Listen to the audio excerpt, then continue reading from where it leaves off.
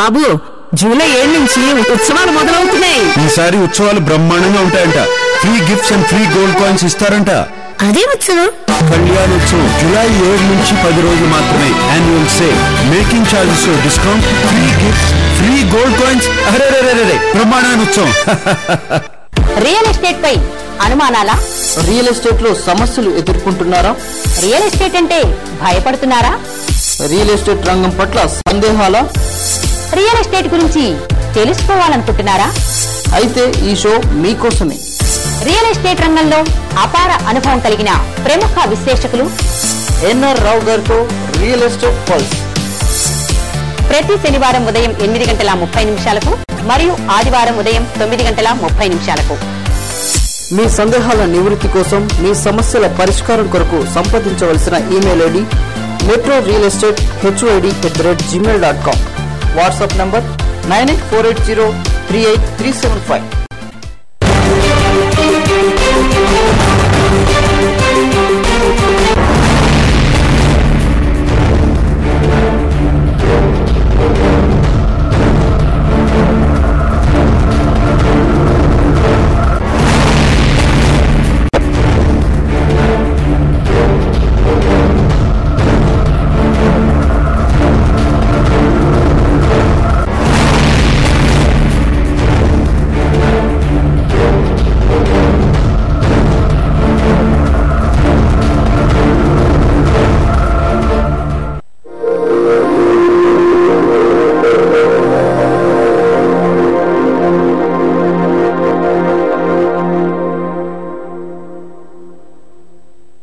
Liebe Zuschauerinnen, liebe Zuschauer, herzlich willkommen zu unserer heutigen Sendung.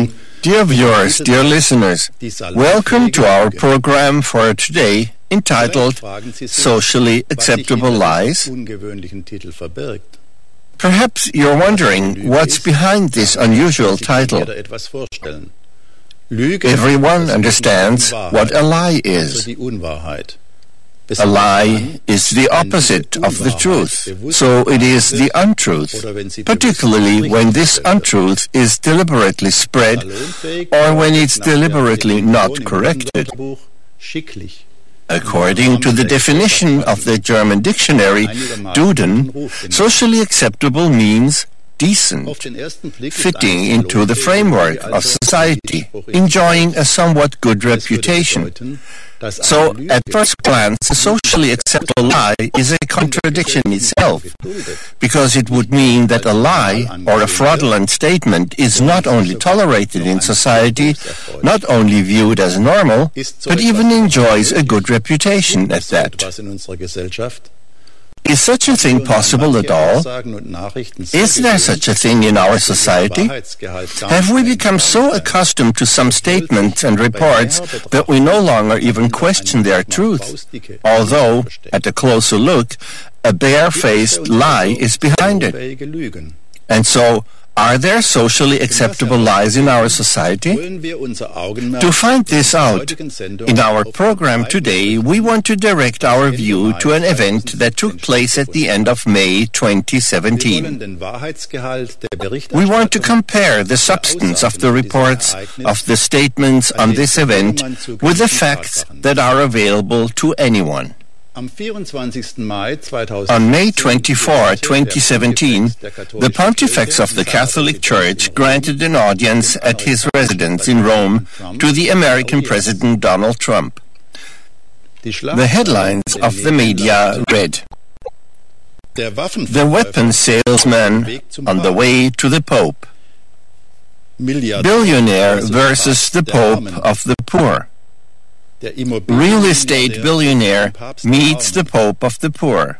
Pope Francis receives U.S. President Trump in audience. Trump with the Pope. The wall builder meets the bridge builder." And so on. The headlines of these reports already indicate the tendency in the content of most of the reports. A rich American president worthy of critique is compared to a Pope of the poor as a positive example. Taking a closer look, do these judgmental statements stand up to an examination based on the facts? Beginnen wir mit der plakativsten Aussage. Let's start with the eye-catching statement. Real estate billionaire meets the Pope of the poor. That sounds as if a heartless, rich American meets a benefactor and guardian of the poor in the Vatican. Doubtless, to appear as benefactor and guardian of the poor enjoys a good reputation in our society. So according to our definition in the Duden Dictionary, it is socially acceptable. But is this good reputation also justified by the facts? Also with a poor-rich comparison with the American president. Check it out yourself, that the American president owns an array of firms, which also include real estate, is known. What value the assets of the American president actually have, whether several millions or even one or more billion, and how many bank loans there are against them is not known. However much or how little it may be, certain is that he built his wealth himself as a businessman. However, he may have done it. And what about the Pope? With real estate properties, land holdings, shareholdings, stocks and bonds, gold and other treasures of his organization, we're not talking about millions, not about hundreds of millions, not about 1 billion, and also not about hundreds of billions. Instead, it's in the magnitude of far over 1,000 billion. That is, trillions. Already in 2001, the German news magazine Spiegel reported about a study done by the political analyst Carsten Frick from Hamburg, Germany. At that time, he determined that in Germany alone, the assets of the two mainstream churches, Catholic and Lutheran, amounted to nearly 1 trillion euros. That's 1,000 billion euros. We can assume that about half of this is apportioned to the Vatican Church. An honest working citizen cannot really imagine the sum. That's how immeasurably great the wealth of the Church is. Here are just a few examples of the magnitude we're talking about. In Germany, the churches, for example, are the largest non-governmental property owners. They own land holdings as large as half the size of the German state of Schleswig-Holstein. It is said that in Rome, the church owns over 23,000 buildings and properties. In Italy, about 30,000 church organizations own 22% of all the real estate in the country. And we can assume that today, these numbers have continued to grow. Again and again, more assets of the churches are discovered everywhere, and new numbers are made known, which leads us to conclude even far greater wealth. The Church's huge running profits and income of billions also contribute to this wealth. Alone in Germany, the two large official churches annually collect from German taxpayers monetary benefits on a magnitude of at least 17 billion euros.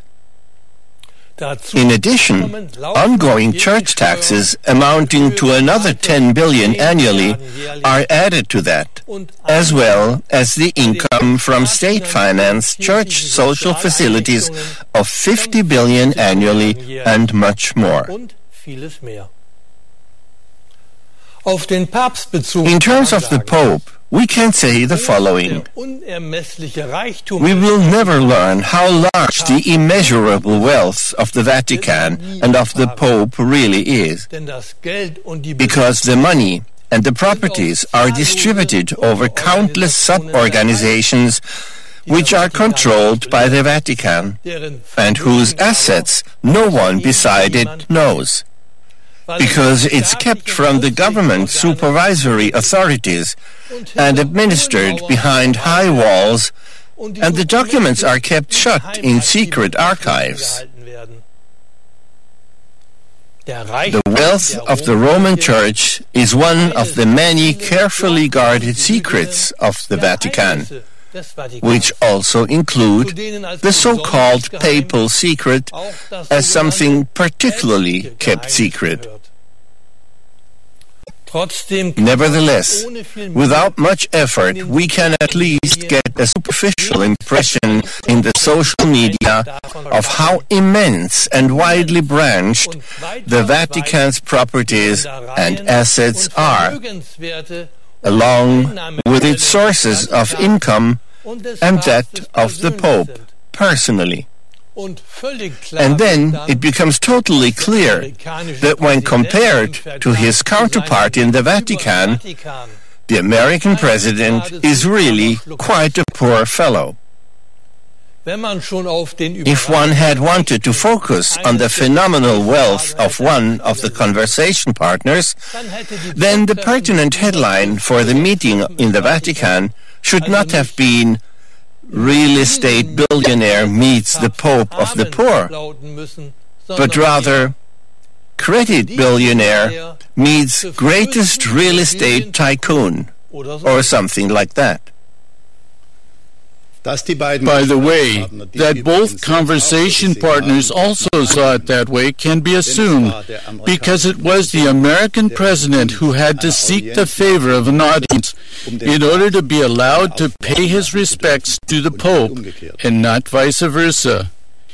Incidentally, it's no different for the American president than for all the other rich and mighty of this world who line up before the Vatican so that the Pope may grant them the honor, as the American president dutifully expressed it, of an audience.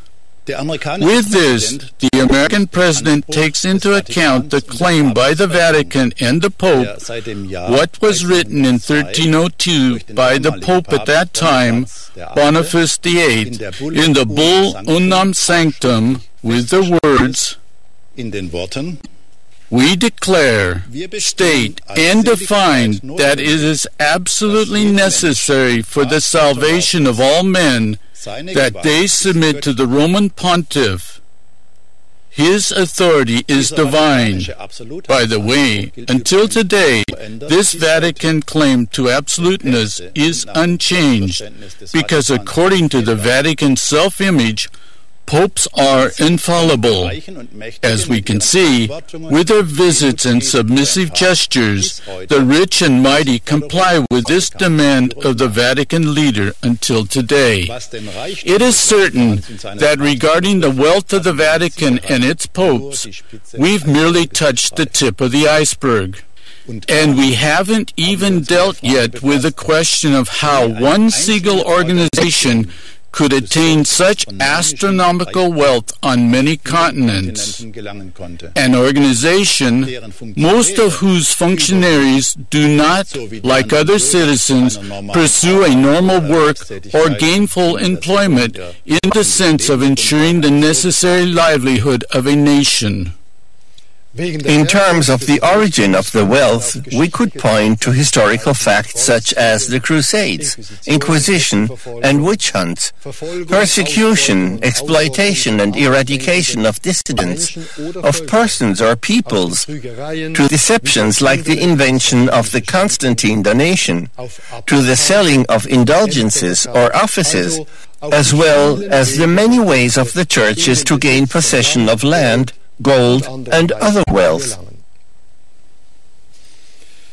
Anyone who is interested in this can find many scholarly documentations regarding it in literature, including the multi-volume work of the much-awarded church historian Karl-Heinz Deschner.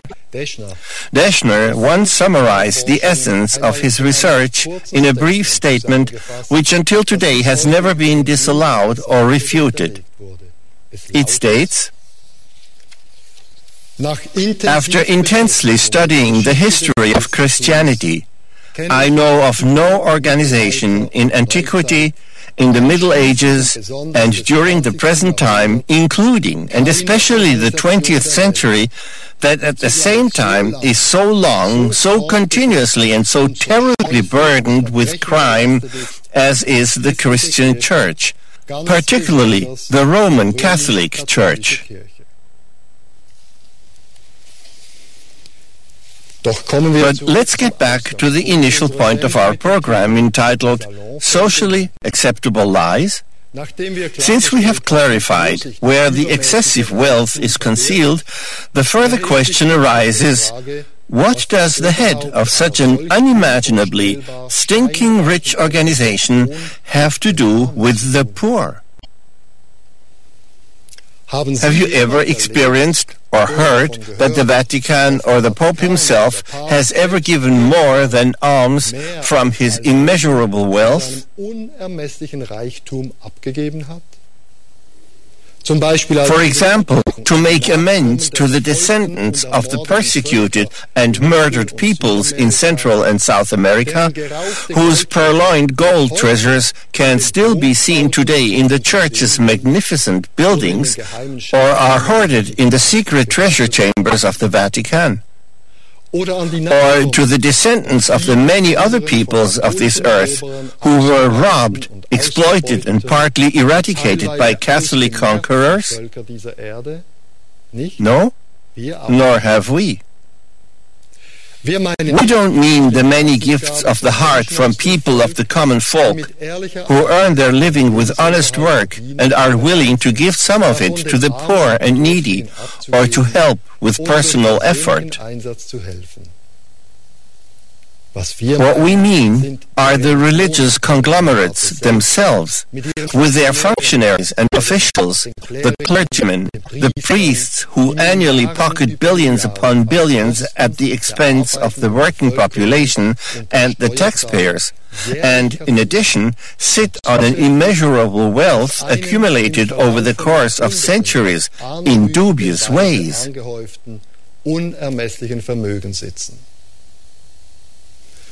Aside from the literal pittances in relation to the immeasurable clerical wealth, there will be little to find.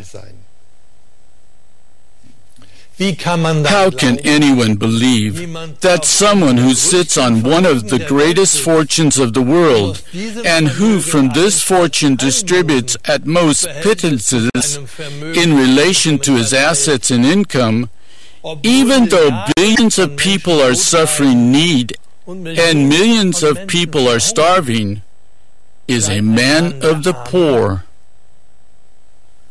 Perhaps because he strictly encourages others to do for the poor what he himself fails to do.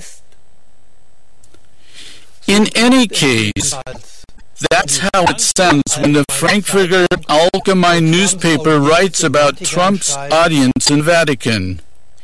In the Vatican, Trump appeased his hosts with the announcement the United States would at least commit more than $300 million for the fight against drought and hunger in East Africa and parts of the Middle East.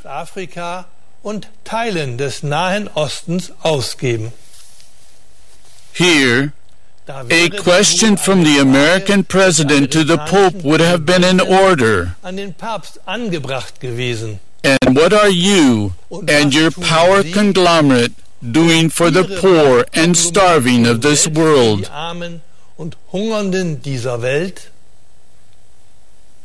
In any case, we have never heard of a substantial material donation to the poor from the treasure chambers of the Vatican or of the Pope. But perhaps no one expects from the Vatican or from the Pope himself help like donations of money, shelter, and food, because this, aside from spreading alms well covered by the media, has never happened. And what about the blessings that the Pope bestows so abundantly? And what do the poor and hungry have from this gift? Has a hungry person ever become sated through ceremonies, gestures, and nice words? Has a poor person found his way out of poverty? One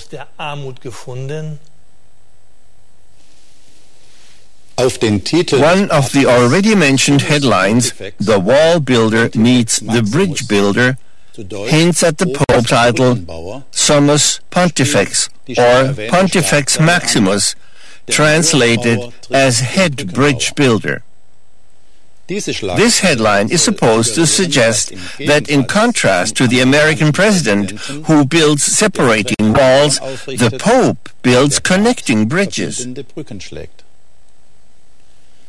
The title Pontifex Maximus, or Summus Pontifex, is a term from paganism, and since antiquity has been claimed in Rome by all pagan priestly cults and also by the Roman emperors. The present Pope also bears this title as an official part of the so-called papal titles.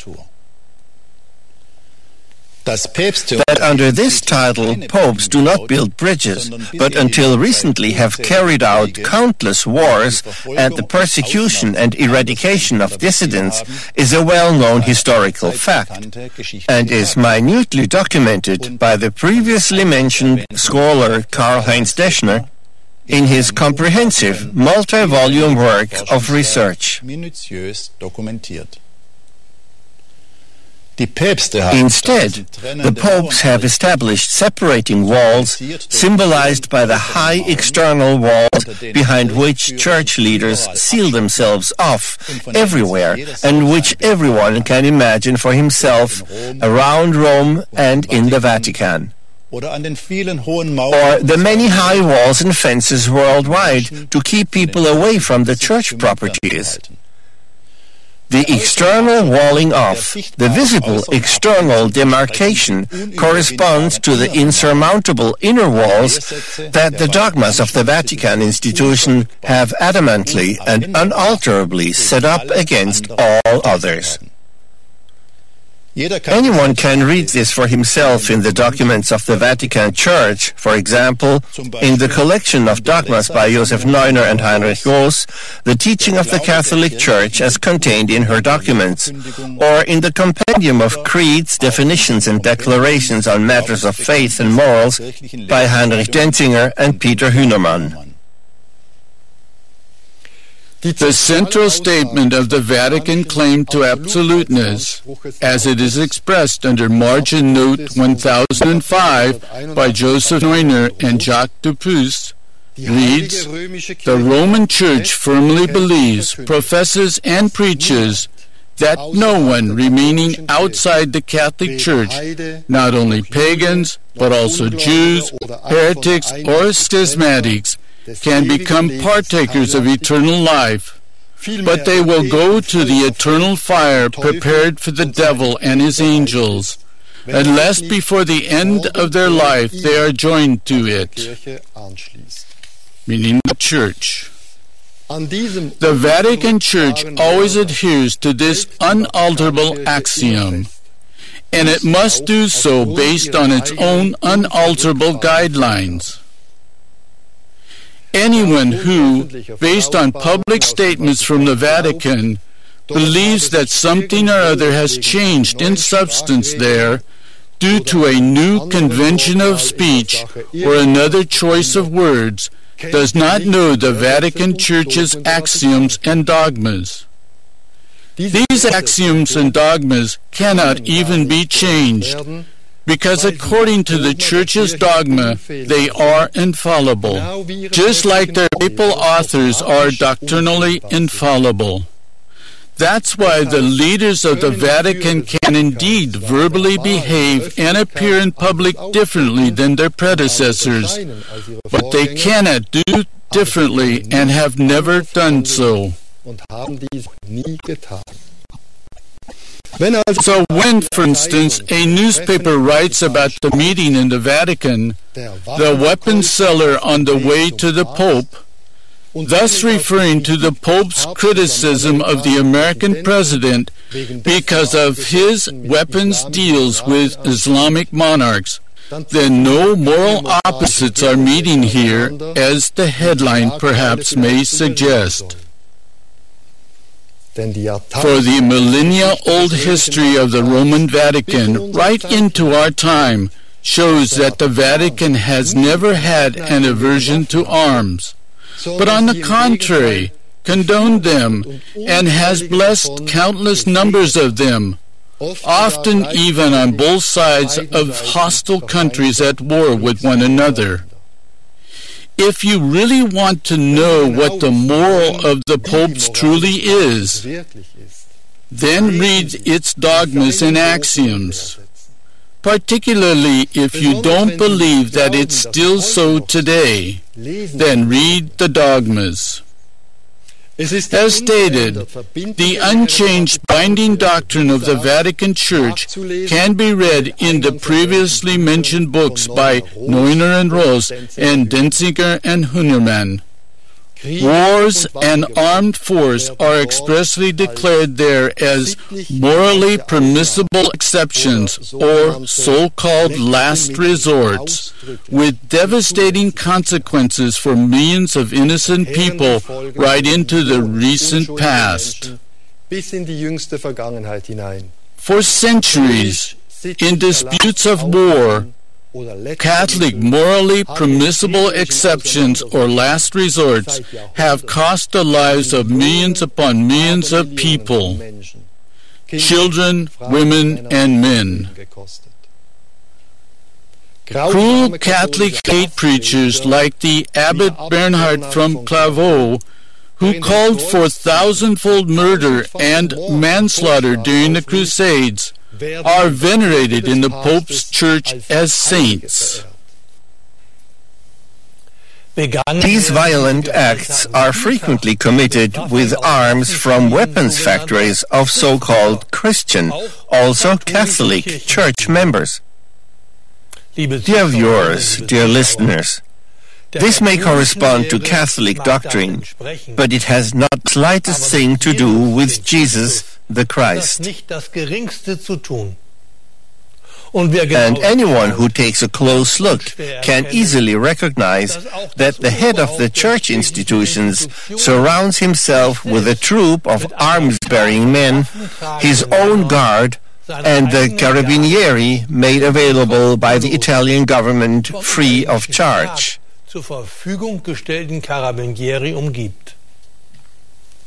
Even though some public statements may sound differently, the dogmas are the sole binding guideline for the Church. Many have already been hung because of the dogmas. The dogmas are the stakes for the burning pyres. Many were burned at the stake. Who presides over the whole thing in the attire of the Pope? As long as the dogmas are not abolished, what is then valid? Whom do you believe? The dogmas or the statements of the Pope? When arms sales or arms dealers are spoken of, we cannot forget that all statesmen are part of this. For all their countries buy and sell weapons and are thus the biggest arms dealers. The Pope receives them all. Why shouldn't he? For they do nothing other than to follow the Vatican's dogma of force. Consequently, the Pope apparently had nothing against the fact that his guest from America brought along to the audience in the Vatican, as reported by the German magazine Bunte in issue 23 of 2017, his nuclear briefcase, with which he could have triggered a nuclear war at any time, also from the Vatican. There could still be many a statement in the reports about the meeting between the American president and the pontifex of the Vatican that would have been worthwhile to critically question. We want to look more closely at only one, on the topic of environment and life. The Frankfurter Allgemeine newspaper wrote, Francis wanted to convince the President that the United States should uphold the measures against climate change agreed to in Paris. The Pope gave him a copy of his encyclicals, of which Laudatio Si declares that man can survive only if he protects nature as carefully as he does himself. The last statement is correct, even though relatively new and unusual for the Vatican. And a look at the Vatican's program reveals that this new verbal performance by the Vatican is diametrically opposed to what the Vatican and the Pope proclaim in their binding axioms, unchanged as before. Faithful to these dogmatic guidelines, up until a few years ago, the Vatican mocked, scorned, and ridiculed as end-time apostles all those who warned of an imminent climate collapse due to the unrestrained exploitation of nature and the environment. Only when the imminent climate collapse could no longer be concealed and is so obvious that the derision and ridicule of the admonishers falls back on the Church itself did the Vatican change sides in its public statements and verbally adapted itself to the facts that could no longer be denied. But the Vatican's dogmatic doctrinal statements, which are also responsible for the climate disaster, continue to apply in full and without change. They are unchanged, binding, independent of public verbal performances by the Pope. What is written in the collections of axioms and dogmas applies unchanged. And so it holds true and unchanged for the Vatican that human beings have the right to exploit nature, to hunt animals, to torture them in animal testing, and especially to slaughter billions of animals, or like fish, to kill them or let them suffocate in torment. The Pope and the Roman Church deny that all these creatures of God are ensouled beings. Thereby today it is scientifically undisputed that all these animals are intelligent and sentient beings, and that the greatest share in the climate change is caused by the massive breeding of tormented animals for slaughter. Recent studies, meanwhile, say that it is about up to 50%. Nevertheless, according to church dogma, even today, millions of vegetarians are still considered godless heretics. A few days after paying his respects in the Vatican, the American president rescinded the USA's participation in an international agreement to protect the climate.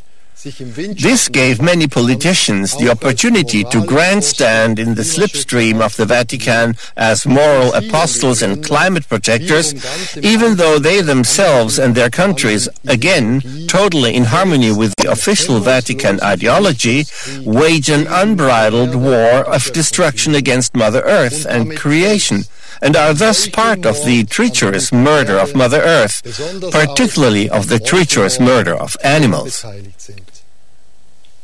The same holds true for them as for the now verbal demand adopted by the Vatican for the protection of and respect for nature and for measures against the climate change. It is a tried and true method to make demands of others because it is socially acceptable, while one does the opposite oneself. That was several examples from the media reports on the audience of the American president with the Pontifex Maximus, the head priest in Rome, in May 2017. Everyone can presumably now answer for himself the question of to what extent, in the context of this reporting, the title of our program, Socially Acceptable Lies, is justified. In any case, it's surprising that no one seems to take offense at how little the impression conveyed in many such reports can be brought into agreement with the facts. Is this perhaps due to the fact that one graciously meets one's conversation partner in Rome, presenting oneself humbly in public, in contrast to his counterpart, and does not openly display his true ideology and dogmatics, his power, and the immeasurable wealth of his institution?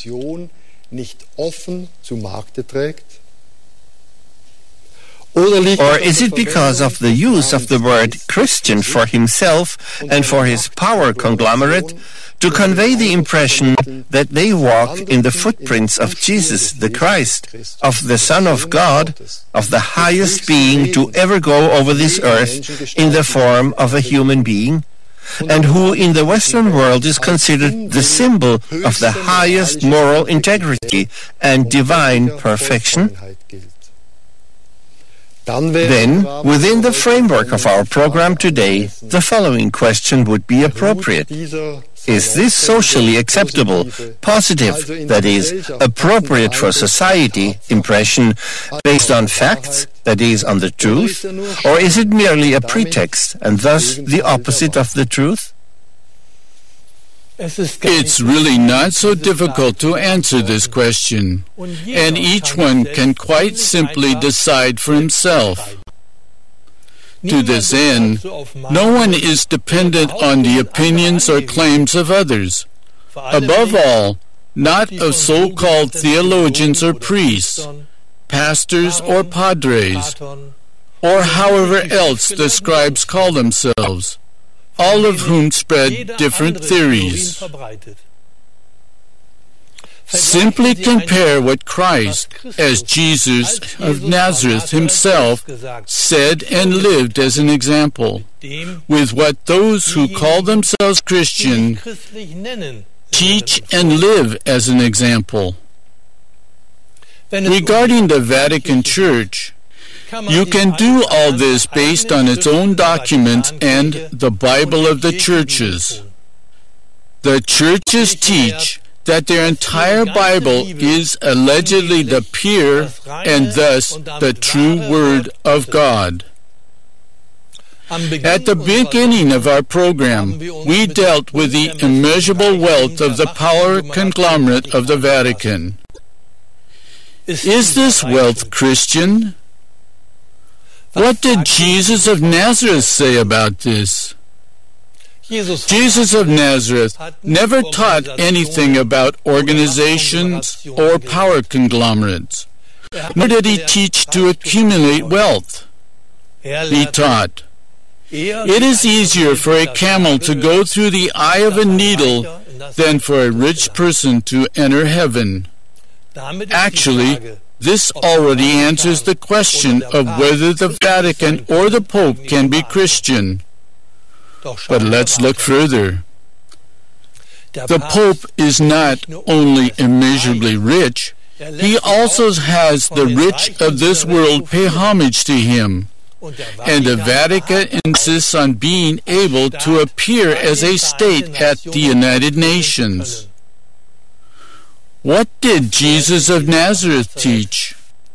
"The greatest among you shall be your servant," and "My kingdom is not of this world." The Pope lets himself be called Holy Father.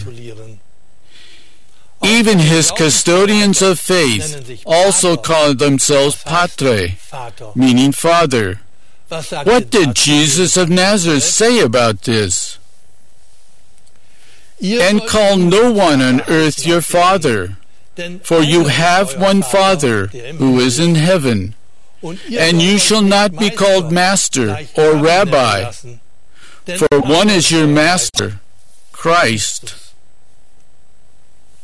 Note well, just these few examples from their own Bible show that already 2,000 years ago, Christ announced offices such as that of a priest or head priest because they do not correspond to the will of God, of His Father. Why should that be different today? Christ Himself never taught about religious institutions or churches, cathedrals, and palaces. He never appointed any kind of priests or scribes, just as little as did all true prophets of God before and after Him. But if all that is not Christian, then what is it? Jesus of Nazareth was a man of the people, without means and without titles. The wealth of the Pope, but particularly his Latin title, the title of the already mentioned pagan head priest, Pontifex Maximus, gives information about what tradition the Pope follows.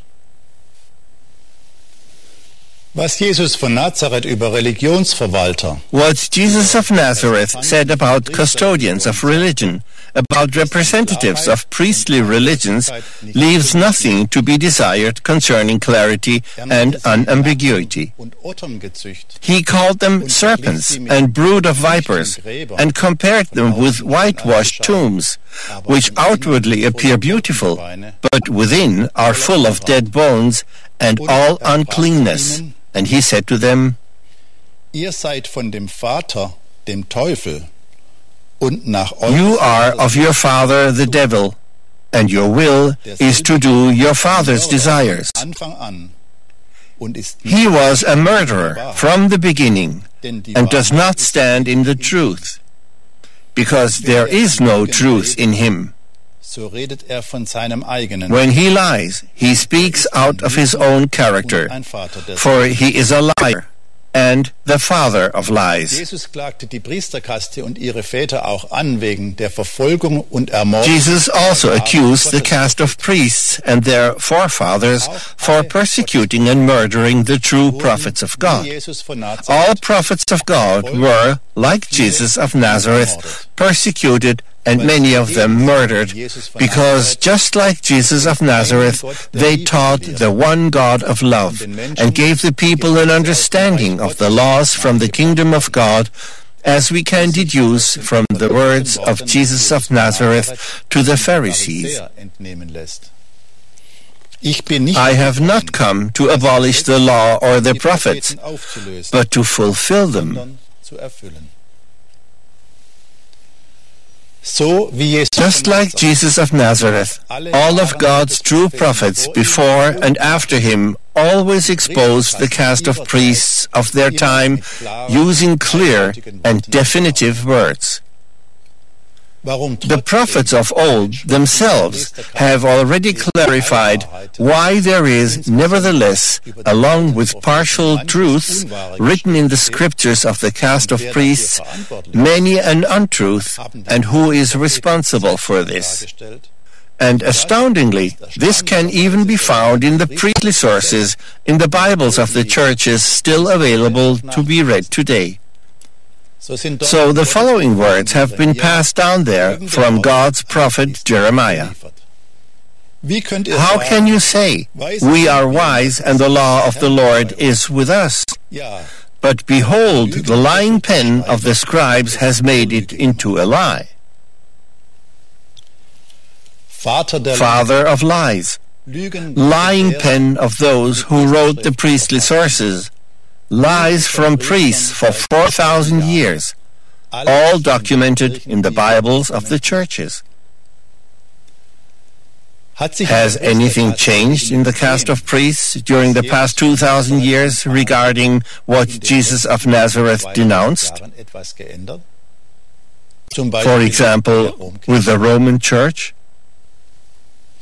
Already the position, the occupation of priests and of every priestly organization, of every external religious power conglomerate, contradicts the traditional words of Jesus the Christ and of all true prophets of God before and after him.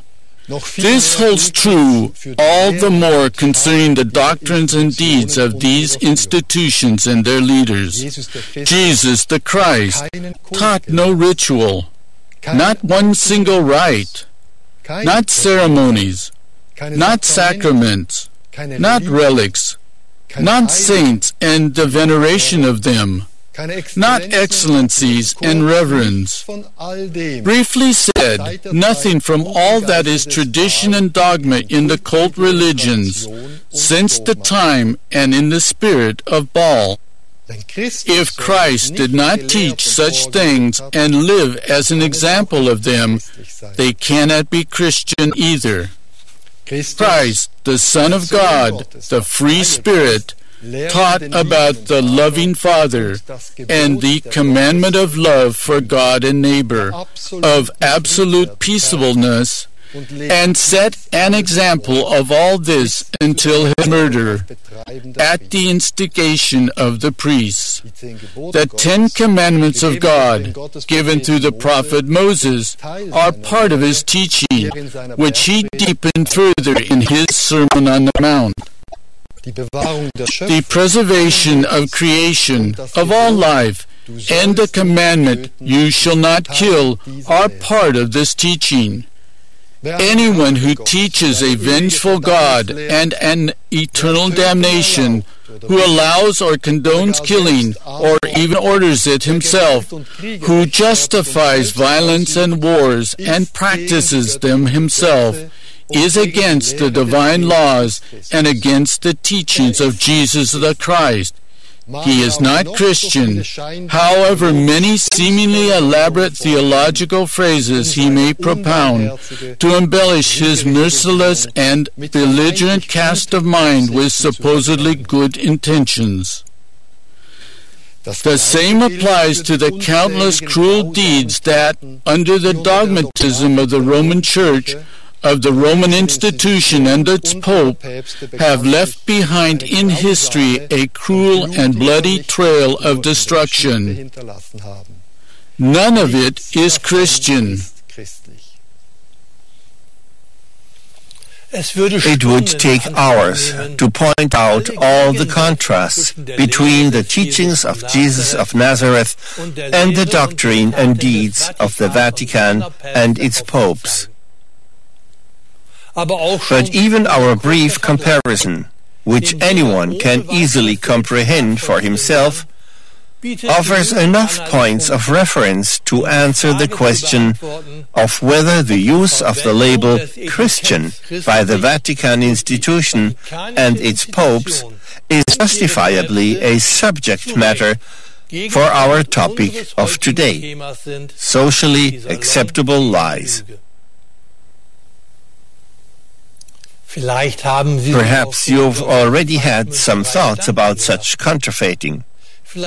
Perhaps you're even annoyed with yourself about why all that we've talked about today didn't occur to you long ago, even though it's so obvious. Don't get annoyed. You're not alone with this. Particularly with socially acceptable lies, we become accustomed to them, or don't even question them at first, because we have had nothing else served up to us since infancy. Many people have woken up only now in our time, because Christ himself is calling people anew today, and clarifying things. God, the Eternal, does not remain silent. At all times, He has spoken to the people through His prophets and through enlightened men and women, and does this in our time as well. Christ Himself is accusing the caste of priests again today, as 2,000 years ago. Today, above all, because of the countless cruel acts and crimes committed on people, animals, and nature by the priests and their religious power conglomerates, under the abuse of His good name, Christ.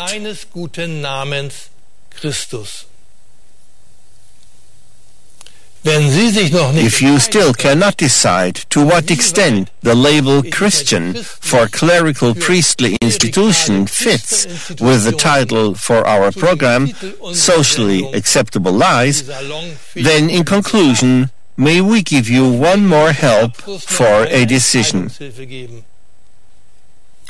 Did Jesus of Nazareth say, "You have to become a paying member of a power conglomerate, as it is in some countries, and your lifelong tribute will be deduced straight from your salary and paid to us? We will fetch the tribute from the gains of your savings directly from your banks, and over everything hovers the Damocles sword of eternal damnation, of the eternal fires of hell, or however else the threats for disobeying the priestly institution are called."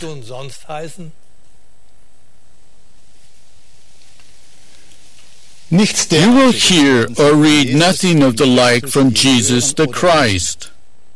For there is no eternal damnation, and Christ, the free Spirit, called and calls all people with no difference. Follow me, the Christ of God, and come to me, all who labor and are heavy laden. I want to give you rest. Dear viewers, dear listeners, the Christ of God is the Spirit of freedom, of love, and peaceableness. You too are fully free to believe whatever you want. Therefore, at the end of our program, decide for yourself.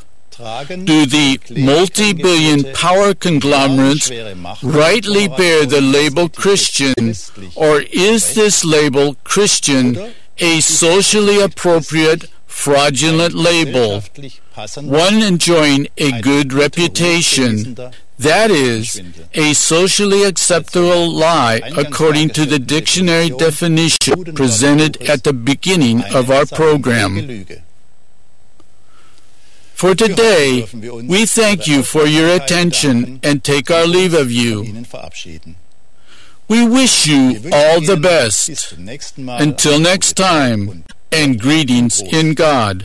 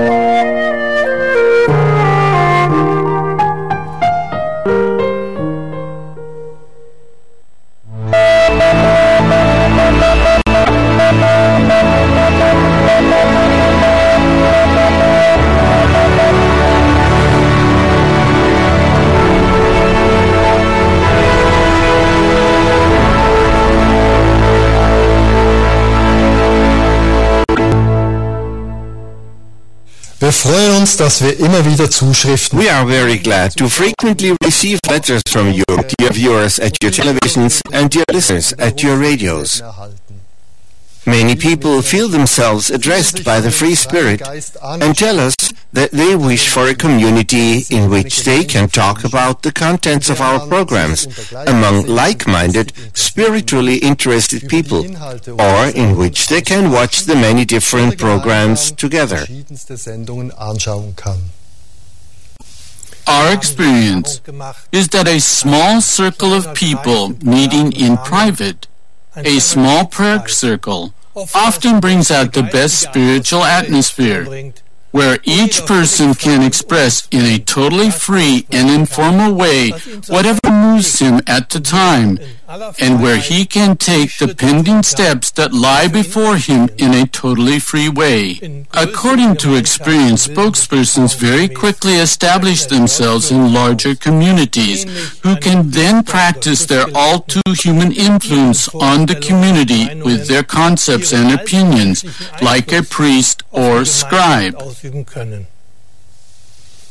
Jesus of Nazareth spoke to his disciples according to the following: "Where 2 or 3 are gathered in my name, I am there in the midst of them."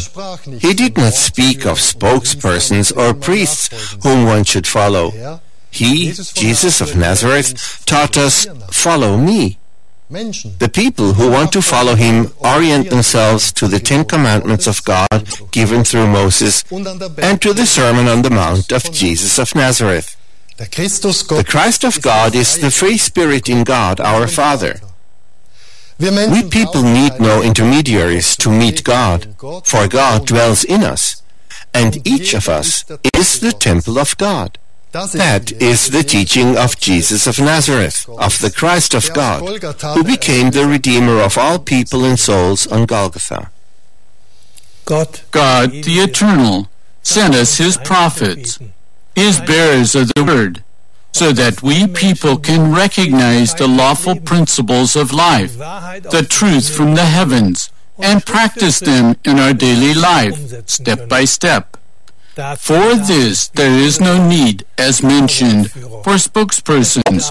There is no need for intermediaries who place themselves between us and God, and whom we human beings should look up to. There is no need for hierarchies. There is no need for opinion makers and eloquent speakers. The Spirit of truth, the Christ of God, teaches us the principles of life, which means equality, freedom, unity, and brotherhood, from which the true justice, the justice of a God-filled life, results. For us followers of the Nazarene, that is the way towards a viable community in him, the Spirit of life. Christ, whose Redeemer spark is in us as strength, and who leads us home to the Eternal Father's house, if we want to grasp his hand and take the steps that we become aware of in daily life. An open heart for the life, in the awareness that God is in everything and all things, in every person, but also in every animal, in every plant, and in every mineral, shows us the way to our own inner being, where we enter into communication with God, our Heavenly Father, and Christ in prayer. This awareness links us with people who cultivate similar aspects in their own life and who, like us, appreciate spiritual freedom. They are the people of the free spirit. And so, when we wish to have a community of like-minded people, then, in total freedom, we can join with people and pray together, read spiritual books, listen to meditations, or watch television programs with a spiritual content, and share with each other our experiences and what we have learned from this and much more. But we should make sure that no one sets himself up as a spokesperson like a priest, because before God we are all equal. Dear fellow people, God dwells in you. God dwells in us. God dwells in each one of us. That is the simple teaching of Jesus of Nazareth. And that is why we keep to the words of Jesus of Nazareth. Wherever 2 or 3 are gathered in my name, there I am in the midst of them. Greetings in God.